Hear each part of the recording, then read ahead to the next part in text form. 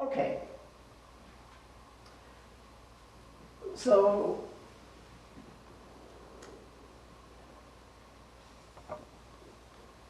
the human condition. Humanity in general, each one of us in specific, can be iconically represented this way. There's a lot of information stored in this. As far as I can see, everything that's significant for an individual or for us collectively is iconically represented here. So what you do is you draw a circle, and then you draw two intersecting triangles, and you draw a couple more circles and a dot, and then we're going to make this into a life scene, spiritual life scene.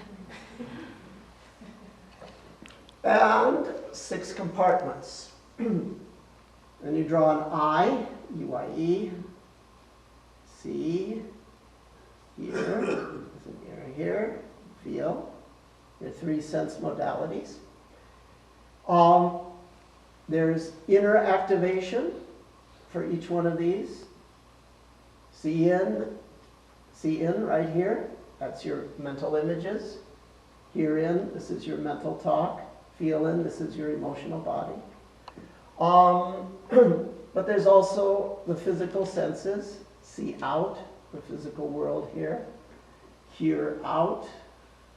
Hear the sounds of the world, feel out the physical impact of your body. So you have the inner and outer visual, somatic, and auditory arisings. These are our ordinary sensory experiences that create the sense of self on the inside and physical world on the outside. And then, from the viewpoint of psycho-spiritual growth, there are certain special states that are significant. Restful states, and there's visual, auditory, and somatic rest. Flow states, visual, auditory, somatic flow.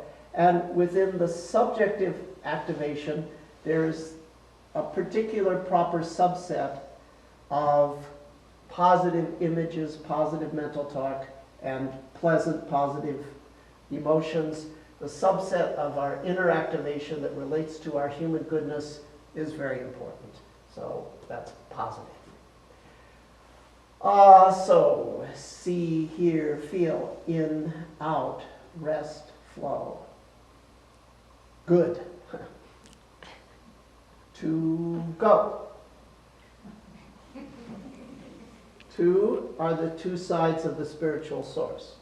And go, or gone, is the what happens when those 2 sides come together and you have to get a complete source. But when there's complete source, there's no self or world. So the source breaks apart, and in the cleft is born the self and world, at least as we experience it sensorially here. Jewish mysticism has a whole thing about tzimtzum, how chesed and gvura, the allowing half of God and the limiting half of God, pull apart and create this cleft wherein the world arises. Very, very interesting paradigm, and something we can actually experience.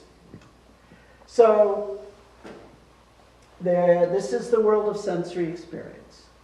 Beyond the images, the mental talk, and the emotional body, beneath it is our subconscious mind, which is, as far as I can tell, a vast world of connectivity.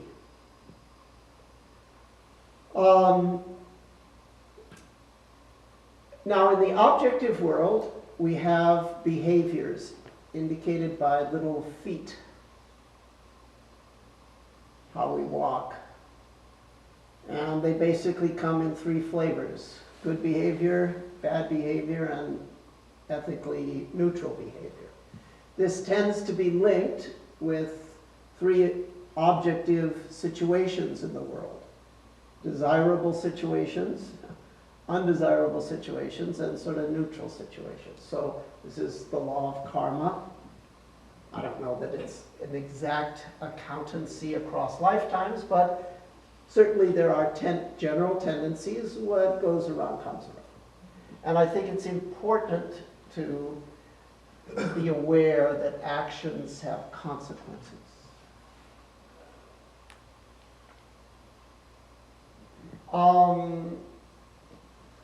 Beyond our personal world of our personal behaviors and our personal situations is the real world, whatever that is. Not sure. I can give you a conjecture what the real world is. Go. But, I'm sorry? Do it. I will. But it's just my conjecture.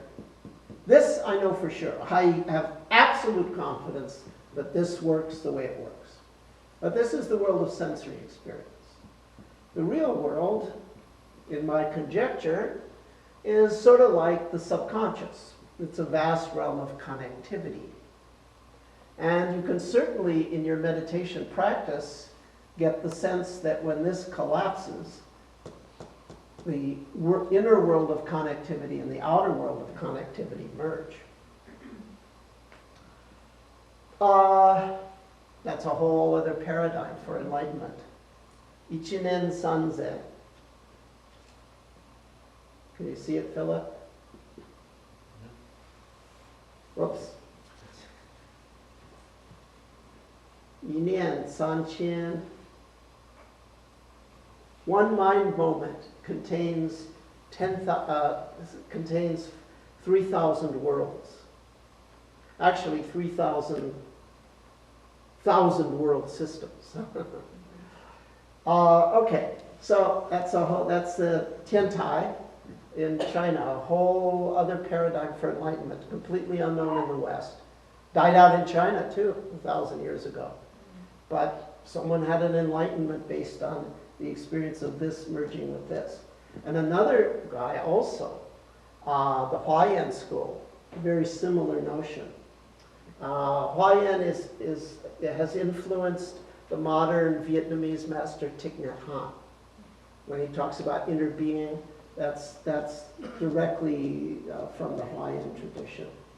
And that's based on an appreciation of the similarity between these two things. But anyway, that's a whole other deal. I like to work here. When you want to help someone,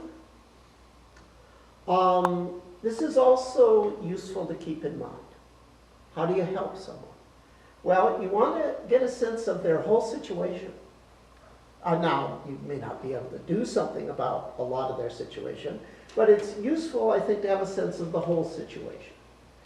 So when I am in a position to help someone, I figure out what their sensory challenges are.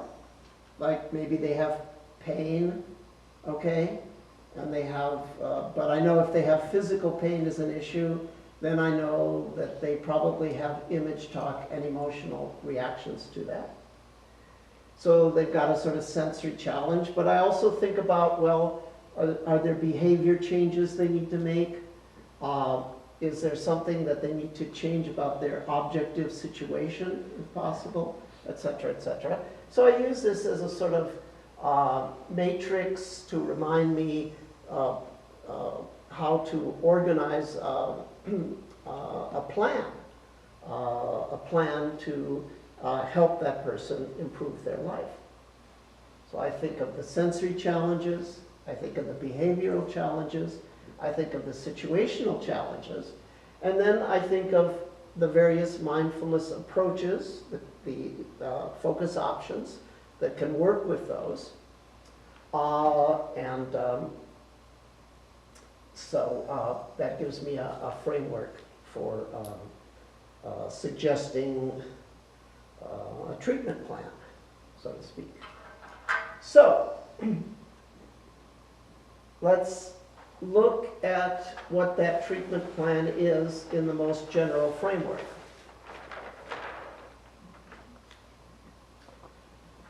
In the most general framework, we could say that the goal of mindfulness practice is total human happiness. And I have an icon for that. It's a square smiley face.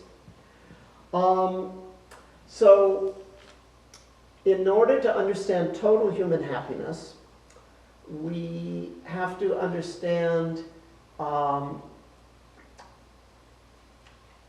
surface happiness, and we have to understand what I call deep happiness.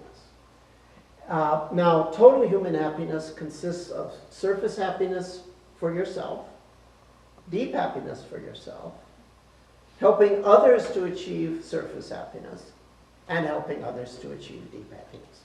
If you're doing all four of those, then, or in some way fostering all four of those, then I say you are experiencing total or complete human happiness.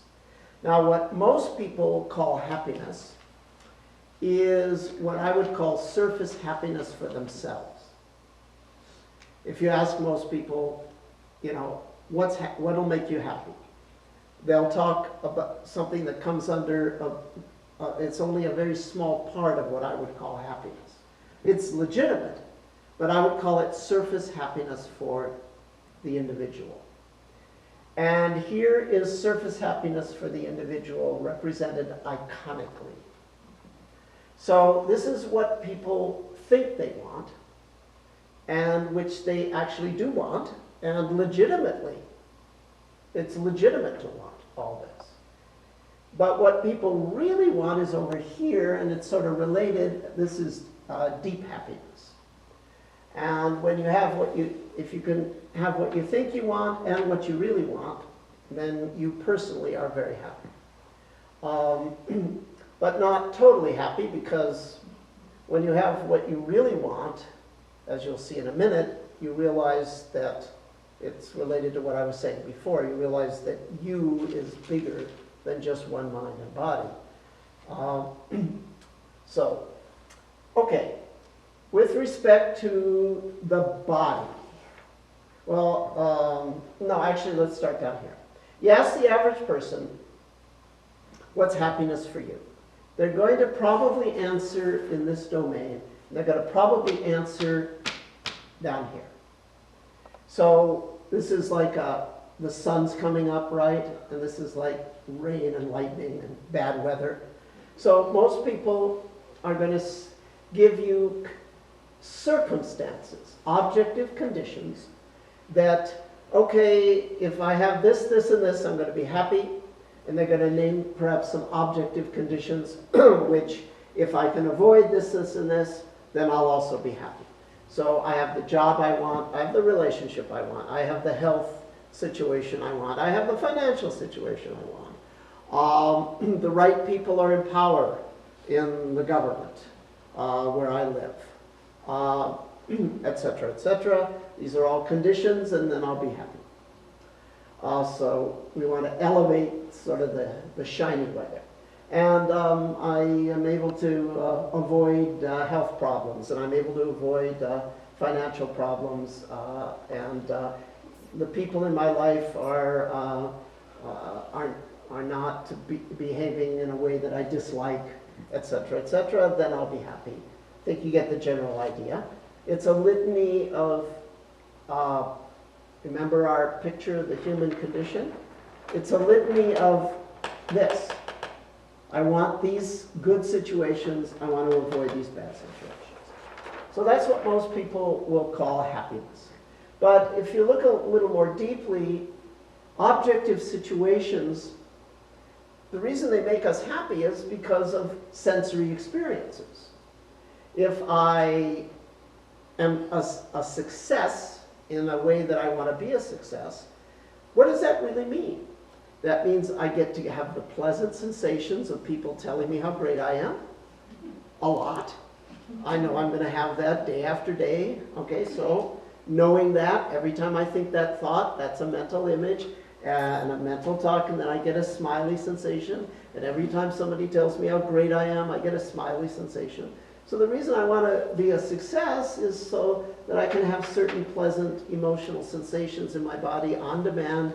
A lot of the time, anytime I want to think a certain thought, it feels good in my body, etc., etc. So really, in the end, situations are desirable because they're desirable if they give us certain sensory experience, and they're undesirable if they give us an opposite sensory experience. So what does the body think it wants? It thinks it wants to elevate pleasant physical sensations and pleasant emotional sensations. And it does. And that's fine. And what it wants to avoid is unpleasant physical and unpleasant emotional sensations. What does the mind want? The mind wants answers to this or that. And it wants to avoid don't know. So that's all good. But what does the body really want? Something like pleasure, but subtly different. I call it fulfillment or satisfaction. What is it? It's pleasure multiplied by concentration, clarity, and equanimity. It's the degree to which the body has been trained to have complete experience of pleasure, or a mindful experience of pleasure. Those two phrases mean exactly the same thing in my way of thinking. So we think we want intensity, variety, and duration of pleasure, physical and emotional in the body. And we do want that, but what we really want is satisfaction from that pleasure. And that turns out to be not just a function of the pleasure, but a function of mindful awareness. We think we want to avoid discomfort in the body, and that's true and legitimate, but what we really want is to avoid suffering. And it turns out that physical or emotional discomfort is only what turns it into suffering is lack of mindfulness. So fulfillment equals pleasure multiplied by mindful awareness, and suffering equals discomfort. Discomfort divided by mindful awareness. So as the mindful awareness gets smaller, the suffering gets larger. Okay, what the mind on the surface wants is answers to a lot of things on the outside. What the mind in the deep sense wants is the answer, what am I? See here? Here the light beams are pointing to lots of things on the outside. Here the light is shining back on its own origin, seeing what it's always been plugged into. This is called enlightenment or wisdom mind. And actually what we need to avoid is not so much don't know mind. In fact, we can't avoid don't know mind. Sooner or later, don't know mind gets us. First of all, every answer that you get generates 10 new questions. You ever thought about that? So the answers grow linear, but the don't know grows exponential. So that's number one. Number two, contrary to what every mathematician and scientist would have ever thought in the past, it turns out that modern math and modern science have at their core a tremendous appreciation of limits as to what can be known. Heisenberg uncertainty in physics, Gödel incompleteness and undecidability in mathematics. Don't know looms large in modern science and math. And important, plays an important role.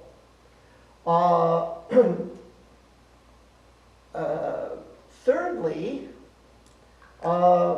sooner or later, we're going to get old and stupid. All of us. We're going to be faced with don't know. So it's good to realize that don't know doesn't have to be a problem. See, here's like chaos, confusion, doubt, indecision, and a frown, okay? This is don't know as a problem. Conditional happiness is, or surface happiness comes about when we can reduce don't know itself, okay? But it turns out that unconditional, or deep happiness, is related to the elevation or increase of an experience of don't know with a smile. Don't know with a smile is the meaningful experience of meaninglessness. That sounds oxymoronic, meaning contradictory in and of itself.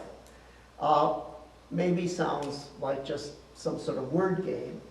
But there is such a thing as a meaningful experience of meaninglessness. And actually, it comes about when you have a sensorially clear, concentrated, and equanimous experience of confusion, doubt, indecision, and chaos.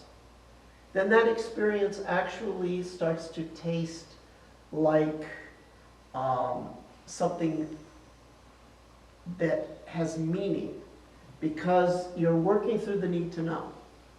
And that leads to a new kind of knowing. So in mindfulness practice, you get the insights by observing, careful observing and analysis. But in Zen practice, for example, at least Rinzai Zen, there's a certain amount of observing, that's true, but also there's this, what they call koan practice. You're given a problem that you cannot solve intellectually, but then you're pressed to solve it. But you can't. And you're thrust into a continuous don't know mind state, which at some point you stop fighting. And then a new kind of knowing starts to flow through you. So deep happiness is the experience of don't know in an empowering way. So you see the contrast? Get pleasure versus get fulfillment, which is a function of mindfulness. Avoid discomfort versus avoid suffering, a function of mindfulness. Get answers to this or that. By way of contrast, get the answer. Well, this is a function of mindfulness. Avoid don't know mind.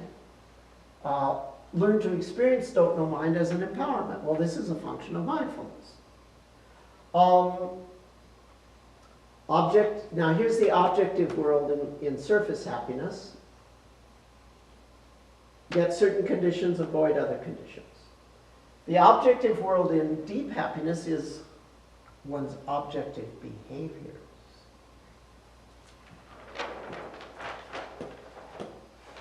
See, the surface happiness point of view is, I want this, I want to avoid this. The deep happiness point of view is, well, if I can improve this and avoid this, I'm likely to get this. So it's putting first things first. But how does mindfulness weigh in?